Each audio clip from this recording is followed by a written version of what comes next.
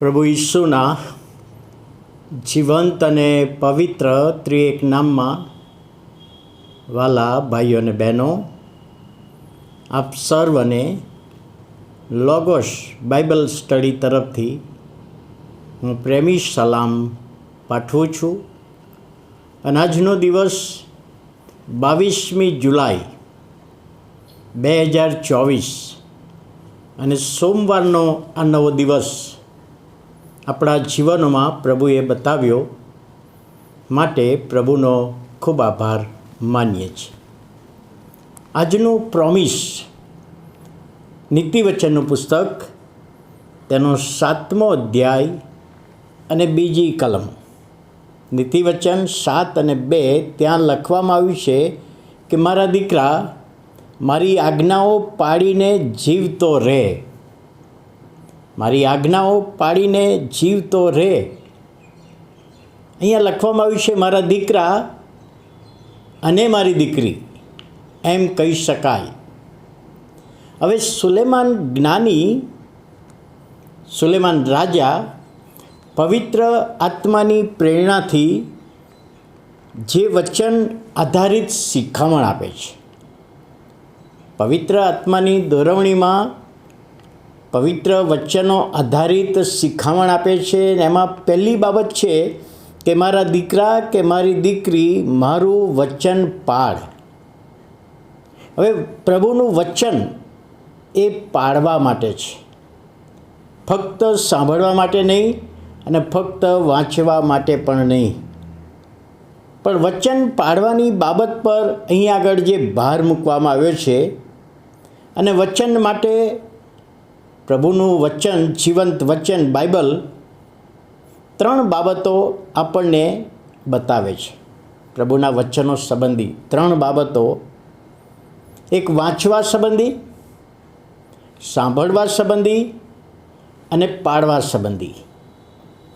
અને મોટા ભાગના કેટલાક લોકોનો અનુભવ છે કે પ્રભુનું વચન વાંચવું સહેલું છે, સાંભળવું એ પણ સહેલું છે, પણ જ્યાં પાળવાની વાત આવે છે ત્યાં તકલીફ પડે છે, ત્યાં કઠણ બાબત છે, એવું ઘણા બધાનો અનુભવ હોય છે. તેમ છતાં પણ વચન પાળવાની બાબત બાઇબલમાં, નવા કરારમાં પણ છે જ. વચન પાળવા સંબંધી ઘણી બધી બાબતો છે. અને નવા કરારમાં પ્રકટીકરણનું પુસ્તક, તેનો 1લો અધ્યાય અને 3જી કલમ, આ ભવિષ્ય વચનો જે લખવામાં આવ્યા છે, જે આપવામાં આવે છે, તે વાંચે છે, સાંભળે છે અને તેમાં લખેલું પાળે છે, તેને ધન્ય છે. એ પ્રભુનું વચન છે કે આ વચનો છે.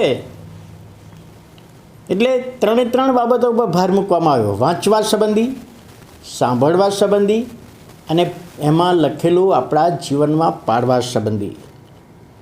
જો માથીની સુવાર્તા, તેનો 7મો અધ્યાય, અને પ્રભુ ઈસુ ખ્રિસ્તે જે પહાડ પરનું ભાષણ, સંદેશા આપ્યા, અને એનું જે સારાંશ અથવા અંત ભાગમાં જે બાબત કહી, કન્ક્લુઝન કરતા, ત્યાં પણ લખવામાં આવ્યું છે આ જે વચનો મેં આપ્યા છે તે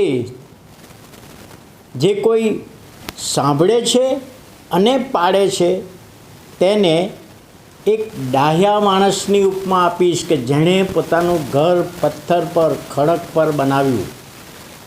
અહીં આગળ એ બાબત લખવામાં આવી છે.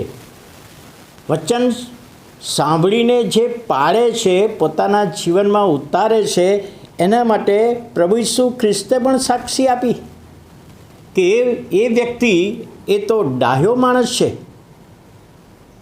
અને આ વચન પાળવાના જે આશીર્વાદો છે, એ આશીર્વાદો, એનું પરિણામ શું છે? નાશ થશે નહીં. એ દાખલામાં પ્રભુ ઈસુ ખ્રિસ્તે બતાવ્યું છે કે જે વચન સાંભળે છે પણ પાળતો નથી, એ રેતી પર ઘર બનાવનાર મૂર્ખ માણસ. અને જે વાંચે છે, સાંભળે છે ને પાળે છે, એણે ખડક પર ઘર બનાવ્યું, એટલે ડાહ્યો માણસ. તો એના માટે જે લખવામાં આવ્યું છે કે બંને ઘર પર પરિસ્થિતિ સરખી આવી. વરસાદય પડ્યો, વાવાઝોડું આવ્યું, તોફાનય આવ્યું, પેલા મૂર્ખ માણસનું ઘર પડી ગયું. પણ કહે છે જે પાડે છે, વચન પાડનારનું ઘર કહે છે એ પડ્યું નહીં, નાશ ના થયો. એટલે અહીંયા આગળ ઘર પડવું એટલે 4 દિવાલનું મકાન પડવાની વાત નથી, પણ વ્યક્તિનું જીવન, જે વ્યક્તિ પ્રભુ ઈસુ પર વિશ્વાસ કરીને વચન પ્રમાણે ચાલે છે એનું જીવન બંધાતું રહેશે, વધતું જશે, વિકાસ પામશે, નાશ પામશે નહીં. અને બીજી બાબત કે છે ધન્ય છે, આશીર્વાદિત છે. પ્રકટીકરણમાં યોહાન લખે છે, જે વાંચે છે, સાંભળે છે, તેમાં લખેલું પાડે છે તે ધન્ય એટલે આશીર્વાદિત છે, આશીર્વાદ આપનારું છે. જૂના કરારમાં કહે છે મારી આજ્ઞાઓ પાડીને તમે જીવતા રહો. નીતિવચન 7:2 કહે છે દીકરા કે દીકરી મારી આજ્ઞાઓ પાડીને તમે જીવતા રહો. તો અહીં આગળ જીવતો રહે એટલે આત્મિક રીતે જીવતા રહેવાની બાબત છે.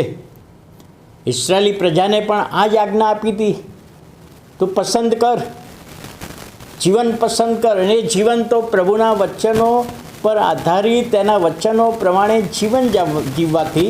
એટલે પ્રભુ ઈસુ પર વિશ્વાસ કર્યો, પણ વિશ્વાસ કર્યા પછી એ વચનો પ્રમાણે જીવન જીવીએ તો એનો આશીર્વાદ આપણને મળે અને બીજા લોકોને પણ મળે.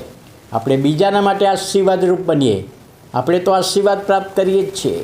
તો આ વચન દ્વારા, પ્રોમિસ દ્વારા કે મારા દીકરા કે દીકરી મારી આજ્ઞાઓ પાડીને જીવતો રહે કે જીવતી રહે. અને આ વચન સમજવામાં પ્રભુ તેના આત્માની દોરવણી આપે એવી આપણે પ્રભુની પાસે પ્રાર્થના કરીએ. આવો આપણે પ્રાર્થના કરીએ.